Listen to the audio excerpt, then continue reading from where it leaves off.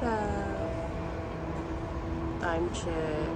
It's about 5:30 in the morning dito sa Doha. Ang ganda na ng mga ulap. Look at it. Yan. Sabihin, autumn na daw. So, we'll see more of the clouds in the coming days. Yun, yung jowa ko, papasok na siya. Yan.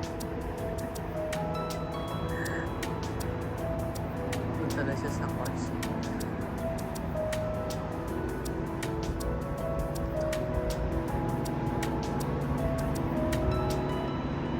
Bahay ng mga nagme-maintain ng mga halaman dito sa mga dyan sa mga interchange. Usually kasi yung mga interchange may mga halaman sila. Hindi ko nga maintindihan kung guardian na ba sila ng Wasif dito sa amin o dyan nga sa kabilang. But kita nyo naman, no, social, ang barong-barong may aircon. Ayan. Tapos ito yung mga inalagaan nilang halaman. Ayan.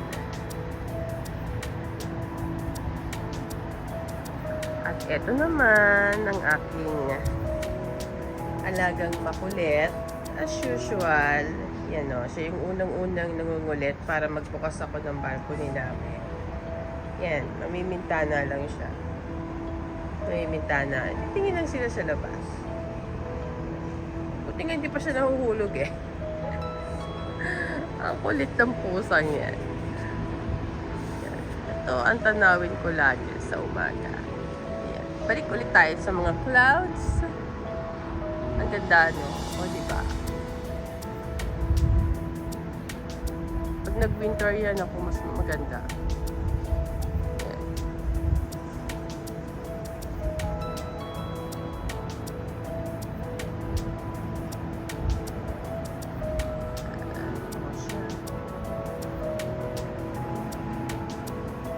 Pag nag-winter na, pwede na rin ako maglakad.